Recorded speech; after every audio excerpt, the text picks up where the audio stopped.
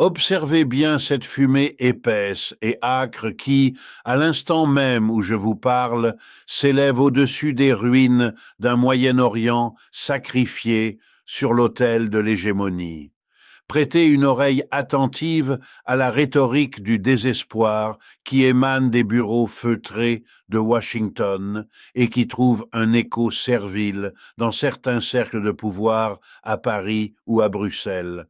Car ce à quoi nous assistons aujourd'hui, ce n'est pas à la démonstration de force d'une superpuissance triomphante, mais bien à l'autopsie en temps réel d'un empire qui s'étouffe sous le poids de ses propres contradictions matérielles. On exige de nous, par le biais des chaînes d'information en continu et de ces experts en géopolitique de plateau, dont le salaire dépend de leur docilité, que nous croyions à une nouvelle croisade morale. Ils nous vendent cette escalade brutale, ce déluge de feu qui s'abat sur la République islamique d'Iran, comme une intervention chirurgicale nécessaire. Une opération prétendument destinée à protéger le monde libre d'une menace nucléaire fantasmée et à apporter l'évangile de la démocratie libérale à un peuple opprimé. Mais la science de l'économie politique nous a appris à mépriser les justifications idéologiques pour chercher la vérité là où elle se trouve, dans le mouvement du capital et le contrôle des ressources physiques. Lorsque vous écartez le rideau de fumée des relations publiques, ce qui apparaît est un calcul économique aussi froid que criminel. Nous sommes face à l'échec retentissant d'une stratégie impériale qui cherche désespérément à encercler le développement productif de la Chine en s'accaparant les artères énergétiques de la planète. Ce conflit n'a jamais porté sur des ogives nucléaires introuvables ou sur la défense des droits de l'homme. Il s'agit de savoir qui contrôle la troisième plus grande réserve de pétrole au monde et, par conséquent, qui dictera les termes de la survie économique au XXIe siècle. Pour mesurer l'ampleur de ce désastre stratégique, il faut analyser la première erreur de calcul, sans doute la plus catastrophique, commise par l'alliance entre les États-Unis et Israël, la tentative de décapitation de l'État iranien. La théorie guerrière des néoconservateurs, totalement déconnectée de la sociologie et de la réalité matérielle des nations qu'ils envahissent, part du postulat arrogant que les gouvernements du Sud global sont de fragiles châteaux de cartes qui s'effondrent dès que l'on élimine la figure au sommet. Avec cette mentalité de suprémacisme militaire, ils ont orchestré un bombardement atroce contre le bâtiment où se réunissait le conclave des plus hauts dignitaires religieux d'Iran. Plus de 80 membres du haut clergé ont été assassinés en une seule frappe. L'objectif était limpide, créer un vide de pouvoir absolu, empêcher la désignation d'un successeur au guide suprême et plonger le pays dans une guerre civile fratricide. Ils espéraient forcer Téhéran à s'asseoir à la table des négociations dans une position de faiblesse extrême, prête à privatiser son secteur énergétique pour le livrer aux majors pétrolières occidentales. Mais le matérialisme historique nous démontre que les États modernes, même théocratiques, ne se résument pas à des individus isolés. Ce sont des appareils institutionnels profondément enracinés dans la structure de classe et l'histoire de leur société. Loin de s'effondrer, le système politique iranien a absorbé le choc avec une résilience qui a laissé les planificateurs du Pentagone dans un état de stupeur totale. La succession s'est opérée de manière quasi immédiate, désignant Mojtaba Khamenei comme le troisième guide suprême de la République islamique. Loin de provoquer la fracture interne rêvée par Washington, cet assassinat ciblé a produit l'exact opposé. Il a unifié la population et les factions politiques autour d'un instinct de survie nationale face à un agresseur extérieur qui bafoue le droit international et la souveraineté territoriale. L'Empire a dépensé des millions de dollars en bombes de précision pour décapiter un gouvernement. Il n'a réussi qu'à doter ce même gouvernement d'une légitimité inébranlable aux yeux de son peuple, cimentant la résistance pour les décennies à venir. Cette disparité stratégique expose la véritable nature de la guerre asymétrique moderne. D'un côté, Téhéran opère avec une froideur tactique qui humilie les théoriciens occidentaux. L'Iran ne cherche pas une apocalypse de pertes massives qui offrirait aux États-Unis l'excuse parfaite pour se victimiser et déclencher un génocide justifié. Ces ripostes sont des messages calculés. Le bombardement millimétré du consulat américain à Dubaï et l'attaque contre une station clandestine de la CIA à Riyad en sont les preuves. Le message est simple. Nous pouvons atteindre vos centres névralgiques, là où vous vous croyez le plus en sécurité, et nous pouvons le faire en détruisant votre infrastructure sans massacrer vos civils. C'est une dissuasion basée sur la démonstration empirique de la vulnérabilité de l'Empire. Une capacité matérielle qui s'appuie sur plus de 25 000 plateformes de lancement mobile et des bunkers souterrains répartis dans une géographie montagneuse implacable dont seulement 10% auraient été utilisés jusqu'à présent. Face aux missiles hypersoniques iraniens atteignant des vitesses de 17 000 km/h, les systèmes de défense Patriot ou Aegis, si coûteux pour le contribuable, deviennent des pièces de musée en temps réel. C'est la faillite du modèle économique du Pentagone. Dépenser 3 millions de dollars pour un intercepteur qui échoue à stopper un missile asymétrique coûtant une fraction de ce prix. Une guerre d'usure financière que l'Amérique, avec ses 35 billions de dollars de dette publique, ne peut plus se permettre. Contraste saisissant avec la précision chirurgicale et la retenue tactique de Téhéran, nous observons la brutalité désespérée et, disons-le, génocidaire de l'Alliance atlantiste.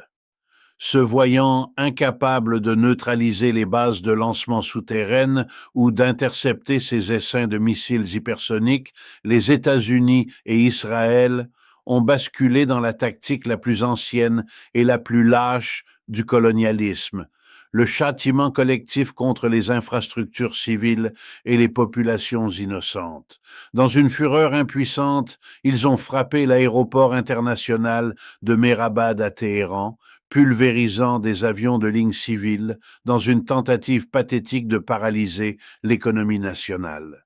Mais l'abîme de la dégradation morale a été atteint avec le bombardement atroce d'une école primaire, un acte de barbarie qui a laissé derrière lui le bilan macabre de 150 écolières assassinées dans leur salle de classe. Il n'existe aucune justification tactique, aucune erreur de calcul qui puisse excuser l'incinération de 150 enfants. Ce niveau de violence sadique ne désamorce pas un seul silo de missiles de la garde révolutionnaire. Au contraire, il indigne la communauté internationale, aliène définitivement le Sud global et convainc chaque citoyen iranien que la reddition n'est pas une option face à un ennemi qui ne reconnaît pas son droit à l'existence. Cette faillite morale à l'étranger se reflète comme un miroir brisé dans le chaos institutionnel qui dévore aujourd'hui le Capitole à Washington. Le gouvernement américain est pris au piège de ses propres mensonges et la panique interne est désormais impossible à dissimuler. Des figures de l'opposition, comme le sénateur Chuck Schumer, sortent des séances d'information du renseignement en état de choc, dénonçant publiquement une administration Trump qui change de justification légale et idéologique au gré du vent. Le lundi, on nous affirme que l'objectif est de libérer le peuple perse par un changement de régime. Le mardi, la narration bascule.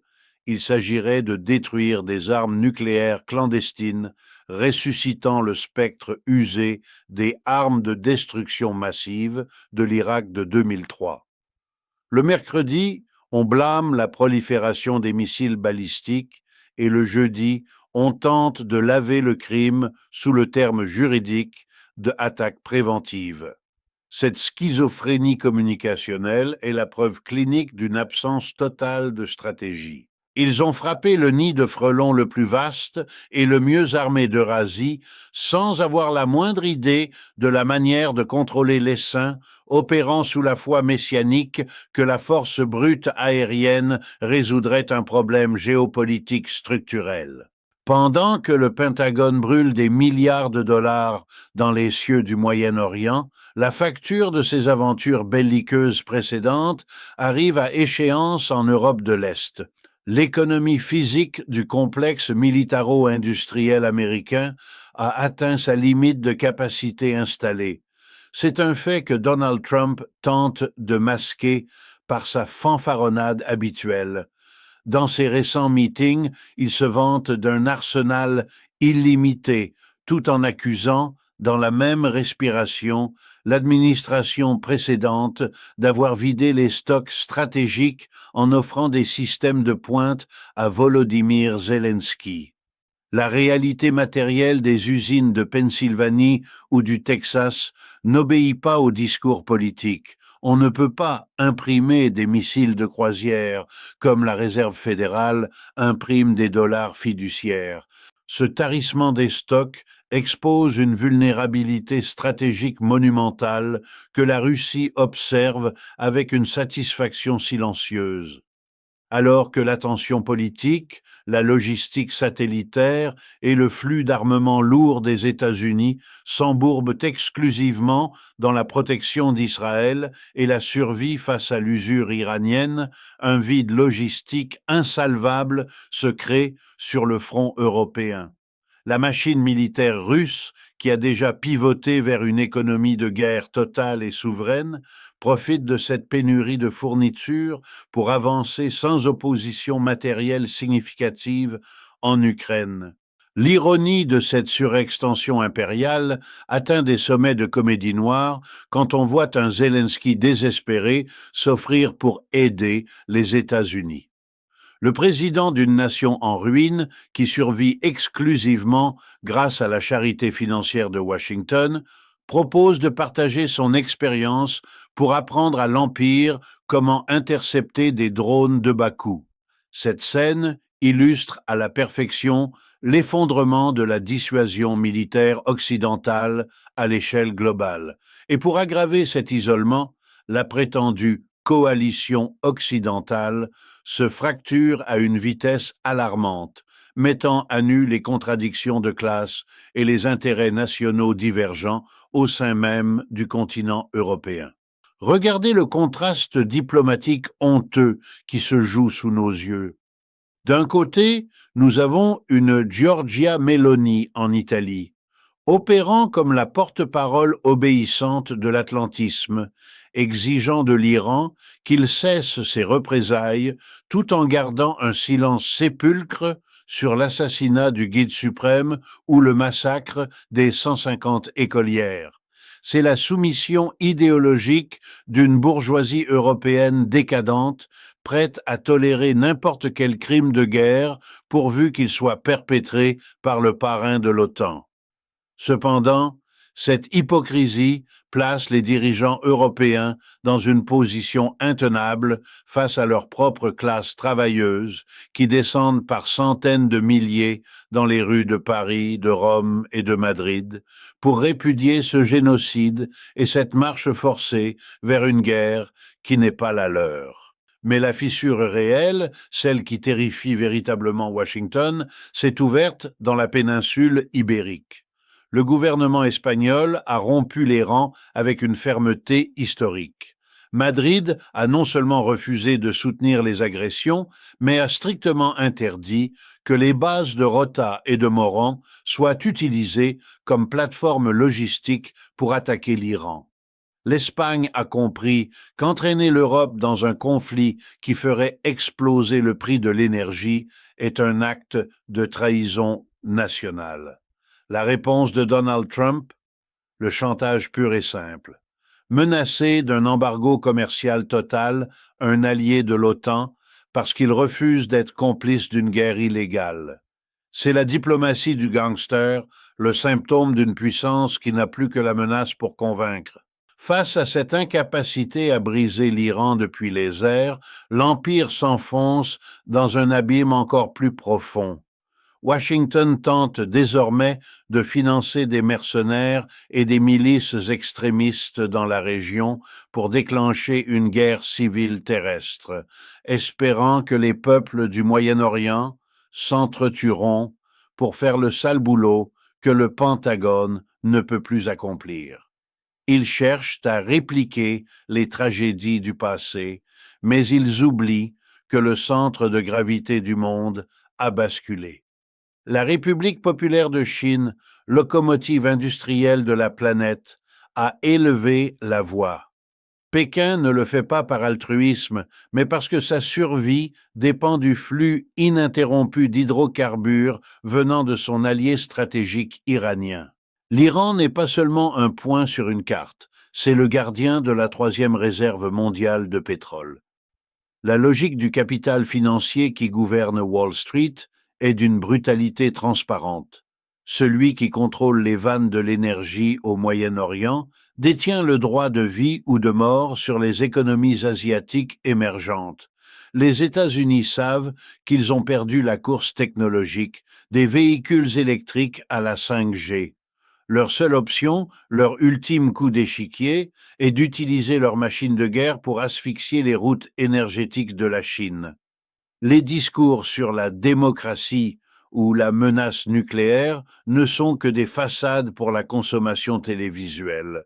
Si Téhéran acceptait de livrer ses puits à Exxon ou BP, les mêmes dirigeants à Washington dérouleraient le tapis rouge aux ayatollahs comme ils le font avec les monarchies absolues du Golfe. Ce que nous voyons, c'est le craquement agonisant d'un système unipolaire. En brûlant son prestige diplomatique, en vidant ses arsenaux et en détruisant le pouvoir d'achat de sa propre classe ouvrière par l'inflation de guerre, l'Empire creuse sa propre tombe dans les sables du désert. La résistance de l'Iran, le refus de l'Espagne et la puissance tranquille de la Chine prouvent que le monde multipolaire n'est plus une théorie, mais une réalité matérielle. Regardez au-delà des conférences de presse stérilisées. Observez le chaos provoqué délibérément à la frontière entre le Pakistan et l'Afghanistan. L'Empire tente d'incendier le cœur de l'Eurasie pour saboter l'intégration économique régionale. Mais l'asymétrie est totale. D'un côté, un Pakistan nucléaire mais instable, de l'autre, des combattants talibans aguerris par 20 ans de victoire contre l'OTAN, équipés du matériel de pointe que l'armée américaine a oublié lors de sa fuite de Kaboul. Des milliards de dollars en fusils M4, vision nocturne et blindés sont désormais entre les mains de ceux que l'Empire prétendait combattre, créant un monstre de Frankenstein prêt à se retourner contre ses créateurs. La vérité est là, nue et cruelle. L'ordre international, basé sur des règles, n'est que le nom de code de la domination par la force brute. Mais aujourd'hui, la force ne suffit plus. La science de l'économie politique et la résistance des nations souveraines sont en train de clore ce chapitre de l'histoire. L'Empire est nu, et le fracas de sa chute résonnera bien au-delà des ruines de ses propres ambitions.